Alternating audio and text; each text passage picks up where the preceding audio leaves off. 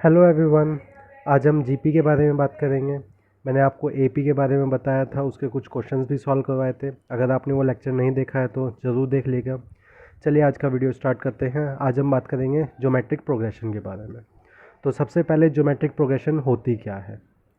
तो कोई भी ऐसी सीक्वेंस जिसमें किसी फैक्टर से हम इंक्रीज़ और डिक्रीज़ कर रहे हैं, ऐसी सीक्वेंस को हम बोलते हैं ज्योमेट्रिक प्रोग्रेशन। मतलब क्या है इस लाइन का, देखिए मैंने यहाँ पे एक सीक्वेंस लिखी है 1 2 4 8 16। देखिए यहाँ पे अगर मैं इस टर्म में 2 से मल्टीप्लाई करवाता हूँ तो मेरी सेकंड टर्म आ रही है। इस टर्म में मैं 2 से मल्टीप्लाई करवा रहा हूँ तो मेरी थर्ड टर्म आ रही है। थर्ड टर्म में मैं 2 से मल्टीप्लाई करवा रहा हूँ तो मेरी फोर्थ टर्म आ रही है। फोर्थ टर्म में मैं 2 से मल्टीप्लाई करवा रहा हूँ, मेरी फिफ्थ टर्म आ रही है।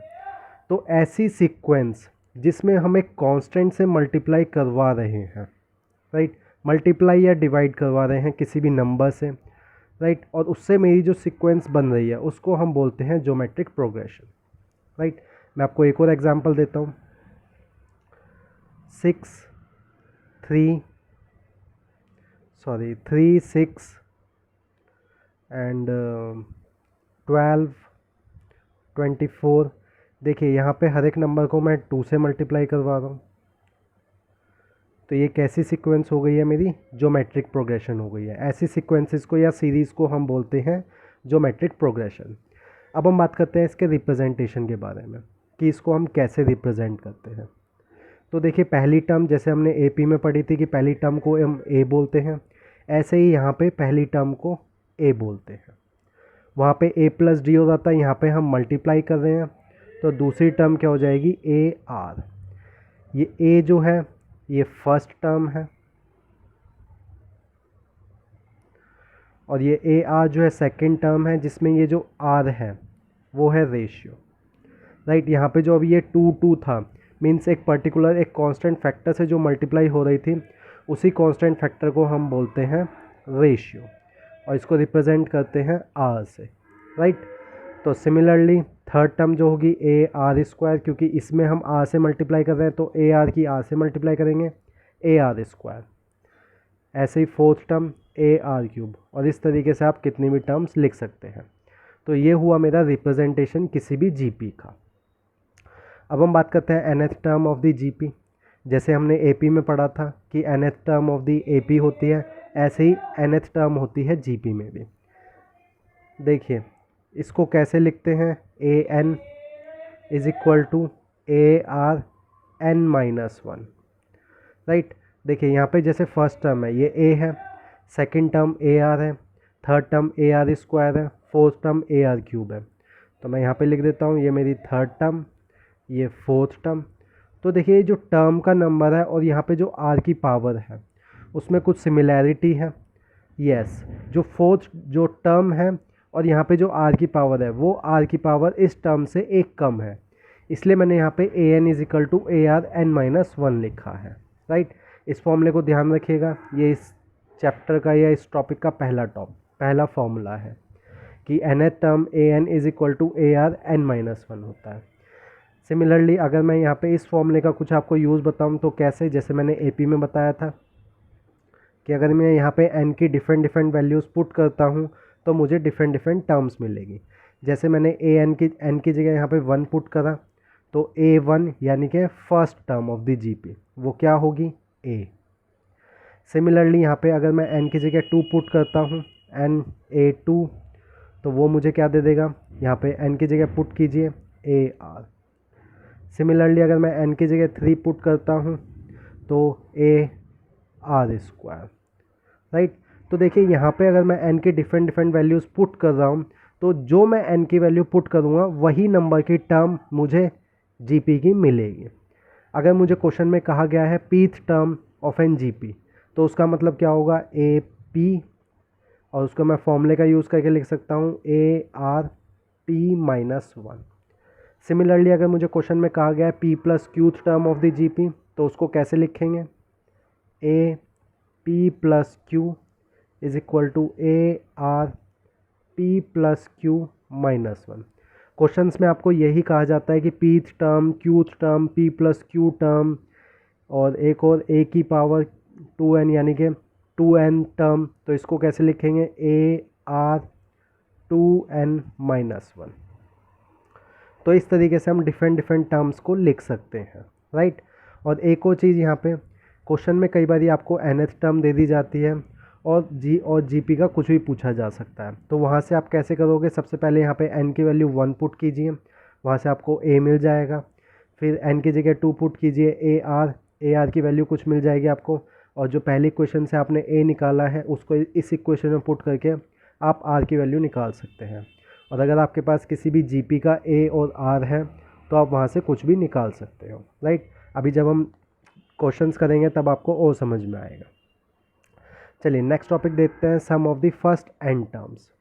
जैसे एपी में हमने पढ़ा था sum of the first N terms, ऐसे ही जीपी में भी होता है sum of the first N terms. इसका मतलब क्या है, मेरी कोई भी जीपी है A R square A R cube dash dash dash A R N minus 1, मैंने इसमें nth टर्म तक लिख दिया है। अब सम का क्या मतलब होगा, एस एन, ये जितनी भी टर्म्स हैं इन सब का सम कर दीजिए, ये मतलब होता है sum of the first N terms. Means जो nth टर्म तक जो लिखा हुआ है उन सब का सम कर दीजिए। ये देखिए मैंने यहाँ पे फर्स्ट टर्म से लेके nth टर्म तक का सम कर दिया है, तो फर्स्ट यहाँ पे फर्स्ट टर्म को इंक्लूड किया है और उसको कहाँ तक लेके चले हम, nth टर्म तक लेके चले, तो ये मेरा मतलब होता है sum of the first N terms. इसका एक फॉर्मूला भी होता है, जैसे हमने एपी में पढ़ा था फॉर्मूला, ऐसे ही जीपी में भी होता है, S N is equal to A R N minus 1 divided by R minus 1। यहाँ पे आप कंडीशन भी दे सकते हैं, ये वाला फॉर्मूला जैसे हम इसके दो फॉर्मूले होते हैं, राइट।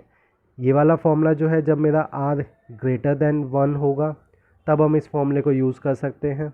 और एक दूसरा फॉर्मूला भी होता है a 1 minus R N divided by 1 minus R. इसमें अगर मेरी r की वैल्यू लेस देन 1 है तो इसको ध्यान रखिएगा। और ये फॉर्मूले में जैसे यहाँ पे नीचे r माइनस 1 है और 1 माइनस आर है, तो ध्यान रखिएगा r की वैल्यू 1 नहीं होनी चाहिए, राइट, नहीं तो वो मुझे सम इन्फिनिटी दे देगा, वो फॉर्मूला हम यूज़ नहीं कर पाएंगे।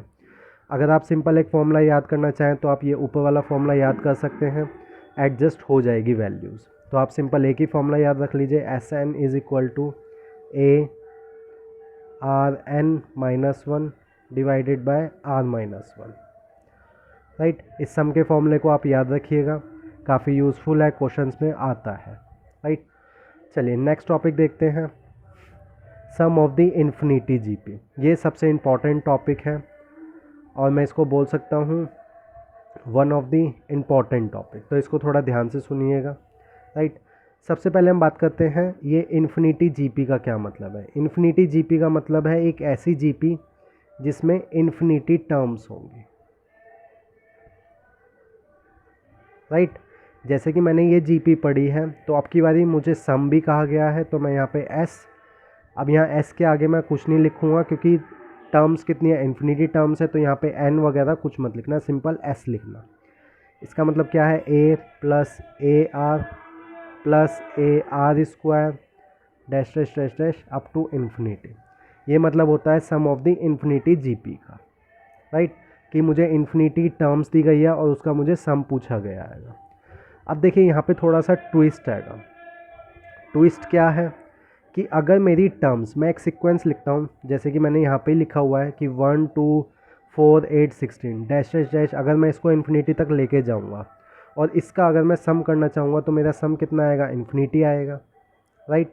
और ऐसी सम का, और अगर किसी सीक्वेंस का सम इन्फिनिटी आ रहा है तो उसका सम निकालने का फ़ायदा ही क्या है, राइट।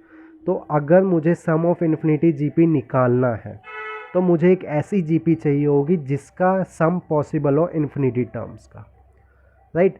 तो उसके लिए एक कंडीशन होती है, हम सिर्फ उन्हीं जीपीज़ का सम निकालेंगे इन्फिनिटी टर्म्स का जिसमें ये कंडीशन फॉलो होती हो कि r माइनस 1 से 1 तक हो, राइट। अगर मेरा r माइनस 1 से 1 के बीच में है तभी इन्फिनिटी टर्म्स का सम पॉसिबल हो सकता है, अदरवाइज़ नहीं होगा पॉसिबल। राइट। अगर इस कंडीशन के बाहर आर की वैल्यू होती है तो उसका सम हमेशा इन्फिनिटी आएगा। मुझे सिर्फ यही कंडीशन चेक करनी होगी। मीन्स अगर आपको क्वेश्चन में बोला गया है कि सम ऑफ द इन्फिनिटी जीपी है, राइट, तो सबसे पहले आपको चेक करना होगा कि उसका आर जो है वो -1 से 1 के बीच में है या नहीं है। अगर ऐसा नहीं होगा तो आप उसका सम नहीं निकाल सकते। और अगर आर मेरा -1 से 1 के बीच में आ रहा है तो आप सीधा लिख सकते हो sum is equal to a divided by 1 minus R, right. तो ये आपका फॉर्मूला हो जाएगा s is equal to a divided by 1 minus R. लेकिन उससे पहले आपको ये कंडीशन फॉलो करनी होगी कि -1 से 1 के बीच में होना चाहिए, राइट। जैसे मैं आपको एक एग्जांपल देता हूँ, 1, 1/2, 1/4, 1/8 डैश डैश डैश इन्फिनिटी। मुझे इसका सम बताना है कितना होगा। तो अगर मैं यहाँ पे r निकालना चाहूँगा, ये a है, ये a r है, a की वैल्यू 1 है, राइट। मैं यहाँ पे लिख लेता हूँ a is equal to 1, a r is equal to 1/2। यहाँ पे a की वैल्यू पुट कीजिए, r की वैल्यू 1/2 आ रही है। क्या ये इस रेंज में है -1 से 1 के बीच में? यस है। तो इसका इन्फिनिटी टर्म्स का सम पॉसिबल है। तो आप ये वाला फॉर्मूला लगा सकते हो। a की वैल्यू 1 पुट कीजिए, r की वैल्यू 1/2 पुट कीजिए, राइट। और ये मुझे दे देगा 2। तो इस पूरे का सम कितना होगा? 2 होगा। इस तरीके से आप ये दोनों सम ऑफ इन्फिनिटी जीपी का कंसेप्ट यूज़ कर सकते हो। उसके लिए आपकी ये दोनों कंडीशंस जो हैं, मीन्स इसमें यही दो चीज़ है कि आर की वैल्यू -1 से 1 और एस की वैल्यू जो सम ऑफ इन्फिनिटी टर्म्स है वो a/1 minus are. Theoretical part में सिर्फ इतना ही है। नेक्स्ट लेक्चर में हम क्वेश्चंस करेंगे इसके जीपी के। अगर आपको मेरा वीडियो अच्छा लगा हो तो लाइक ज़रूर कीजिएगा और मेरे चैनल superblearning.xyz को सब्सक्राइब जरूर कीजिएगा। और फ्री स्टडी मटेरियल के लिए आप मेरी वेबसाइट चेक कर सकते हैं superblearning.xyz। Thank you.